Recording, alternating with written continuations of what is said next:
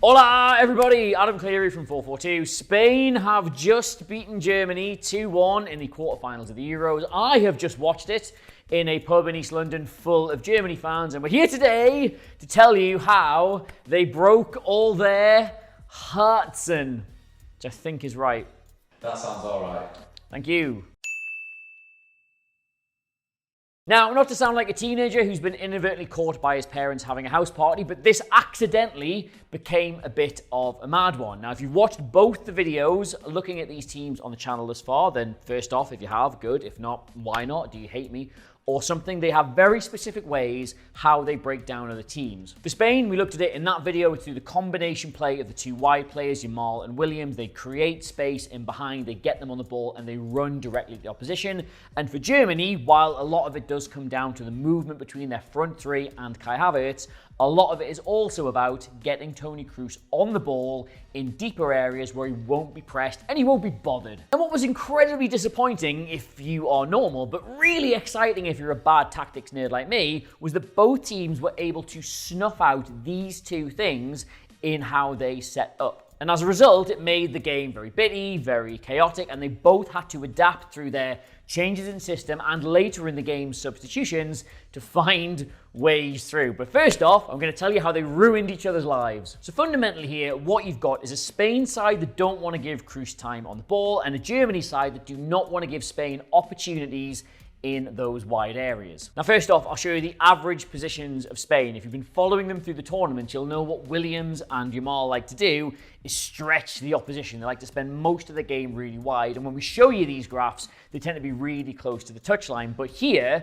you can see they're far closer to the center. And that's because Germany stopped them getting on the ball in the areas they like. And just to really ram this point down your throat, these are their combined heat maps across that 90 minutes. Now, in all the other games, they've been really deep, they've been really red, they've been so involved in the game, but here you can just see they're bit part players. They're in and out. They're not really getting on the ball in any areas they want to, and when they come into other areas, they're still not able to do anything. But then you flip that around, what Spain were trying to do was stop Kroos getting on the ball in these sort of like uncontested, deeper areas. He likes to drop next to the two centre-backs and get it in sort of a left centre-back kind of area. They were pressing him, stopping him doing that. And I'll show you his heat map from the game, and you probably think, oh, well, you were wrong about that, Adam. The biggest patch here is in that left centre-back area because that is where he was trying to drop to, that's where he was trying to receive the ball. But instead of the heat map, which just reflects touches and involvement, I'll show you his pass map instead. Now, that is still a player who's involved in doing stuff, and he got further up the field and he got in the centre of the park, but that's not what Kroos's heat maps have looked like throughout the tournament so far. Like, I'll show you his Denmark one, which, apologies, is flipped upside down because that's just the opposite data I have to work with. You can see there's a huge concentration of them in this part of the pitch because when he gets there, he's uncontested, he can put the ball wide, he can put it into the channels, he can basically dictate play. But we swap that back for the Spain game, those passes don't exist. Yes, he gets on the ball, but when he does, he's not having anywhere near the sort of impact on the game that he normally would from that position. And that's terrible news for both these teams. Spain have really relied on their two wide men. Germany have relied on Kroos. They effectively snuffed each other out in that first half. And in that first half, I think it's fair to say that Spain probably adapted the quickest and they adapted the best. They couldn't get 𝗫𝗫𝗓𝗏 and Williams on the ball in the wide areas, so instead they focused their play a little bit more through the centre. But the problem with that is they're not really equipped or briefed or trained or sort of practiced in creating chances through the middle, and you may have noticed they had so many of their shots from just the edge of the box. In fact, actually, this is every single attempt on goal they had in that first half. And you can see there's not a single one gets within inside the 18-yard box. They were finding a brick wall, they couldn't go out wide. So instead, they just took the chances they had available, which Germany would have probably been quite happy with, even if you don't want to give them too many of those. This is probably the best example of Spain just being slightly out of their comfort zone here. They get a break on, which is what they're trying to do. They get men over, which is what they're trying to do, but they get to the edge of the box and they can't go out wide to create the chance, so they rush it in the central area, even though, if we just pause it here, if there's a better decision made, you can see there's an overload on this left side. Rolling the ball out here would draw this defender out, which would give this player total space, but they just don't make that decision because that's not usually how Spain attack. And as well as that, another major thing that Germany were doing to disrupt Spain's play was they were shutting off all the early passes into Rodri. Like, we've done this again in another video. Rodri's main strength is he's very different to the rest of this Spanish side. He gets on the ball and he finds these line-breaking passes. So to stop him doing that, the most effective way is to stop him receiving the ball full stop. Like, this is in about like the 10th or 11th or something minute. You can see here that Spain are building out. Germany is sitting off. They're not pressing them too high. Their natural instinct would be, okay, let's find Rodri and then he'll play it through this German defensive block. But he is man-marked out of this situation entirely. Gundogan is here, who is shadowing him completely, to the point where when he has to move off because he's moved out of his space, he immediately calls for his teammates to cover over. You can see they really are prioritizing Rodri not getting that ball. And in fact, it's not long after that that there is just an example of exactly how both teams were being forced to play without their sort of main attacking plan working. Like, in the space of 60 seconds, Germany have the ball at the back. You can see Spain have set up in their sort of high press with 2 and 2 here, shutting off the mid zone. And Germany have to go out wide, which is what Spain want them to do. But Germany, credit where it's due to them, are incredibly technically good. It's not just as simple as to have the right players in the right places, because they can play through that if they get it right. And in this example, they go out wide, they play the first pass, and even though this player has his back to goal, he has somebody up his arse, he still manages to wriggle through that. They get a chance down the left-hand side, they get him into space, and they nearly get an effort on goal from that. But they don't get an effort from that because Spain are able to force a turnover, and because Germany by this point have committed so many players up front, they're then able to break a pace, run directly at them, and get the kind of more chaotic chance they were hoping to get through the game. And legitimately, watching this at the time, I don't think I've ever seen a better example of two teams having the exact situation they were trying to manufacture happen right on top of each other. But it's a perfect example of the way this game was going and why they both found it really hard to create good chances early on. But what was inevitably going to happen, inevitably eventually happened, right? The one threat that Spain had, as we already mentioned, was that even though they couldn't get around the side, they were creating chances on the edge of the German box. And while those are not good chances, not the chances they want to create, they aren't chances you can continue to allow against sides like Spain, because sooner or later, there's enough talent in that side, someone will ping that in from 30 yards. You've seen it 100 times at this tournament.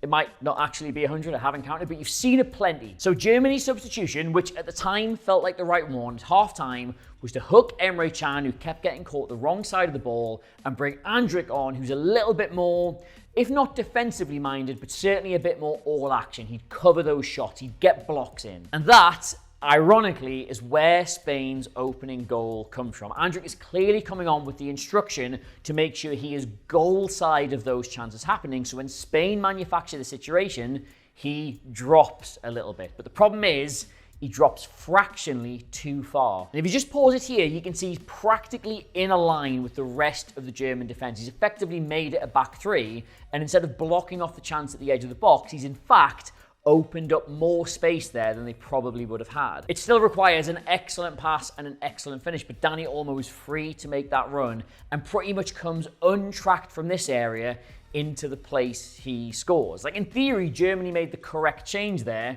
It's just the player they brought on did not do what he was supposed to do as well as he should have done it. And if that sounds like a bit of a cop-out from a tactics channel, just saying like, oh, he just didn't think, he didn't do the thing as well as he was supposed to, that's kind of what these games come down to, and spoiler alert, it's pretty much the theme of the winning goal. Now, there's a reason that anybody talks to you about football describes game states and momentum and things like mentality, because they do have an impact on these games way more than sort of team shape and instructions. And it was very clear that given Spain weren't creating good chances, they were a little bit worried about their ability to hold off the inevitable German onslaught. Now, I said this, and if you don't believe me, you can check with my dad, because I literally texted him about it. All Spain needed to do was hold their nerve. Germany were going to have to open up way more. Those spaces for Yamal and Williams would open up, and they'd be able to go and get that second goal. But hey, I'm not a football manager. I'm not going to tell Spain how to play a game. They decided not to do that, and over the second half,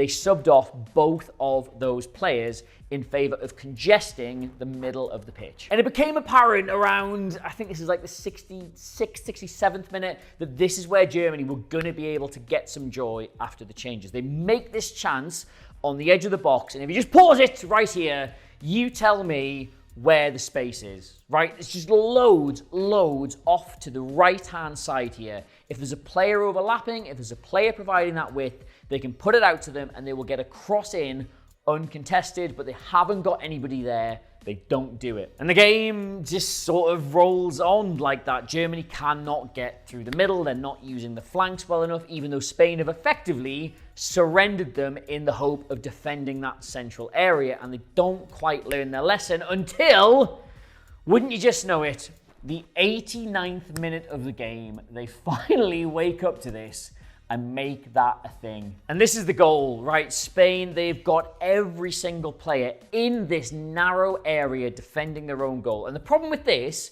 is while it does stop teams playing through you, if you have somebody like 𝗕𝗏𝗡, who had a great game, is good at getting up, is good at getting on the ball, but who's not gonna be an aerial threat, you're effectively asking him to defend any long crosses towards the back post. And that is not even slightly his game. No matter how big his hair is, he's not going to win that ball. And all you've got to do in the situation, if you're Germany, is just commit the right amount of men forward to make sure wherever that cross goes, you've got a chance of winning it. And of all the players to do it, it's 𝗬𝗫𝗧𝗏. He can't get on the ball deep. He can't really now impact the game centrally because of how congested it is. So instead, he makes that run to the back post, and that's where the ball ends up.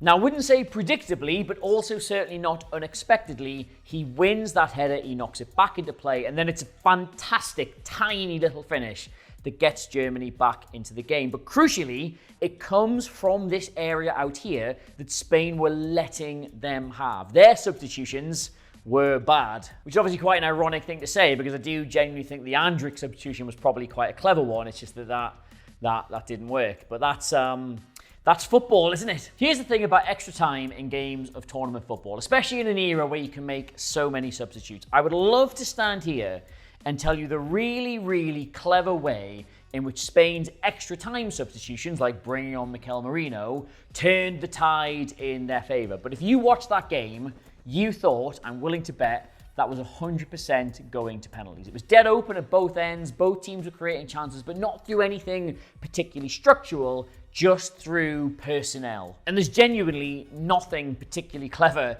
about how Spain get that winning goal. They're just willing to commit players into the box, which, fair, is admirable. And Germany's best defender so far this tournament, Antonio Rüdiger, just loses the flight of the ball. That's it. Oh, was that it there? It's on TV. It's on TV. Exactly as I've said it. Let's have a look back.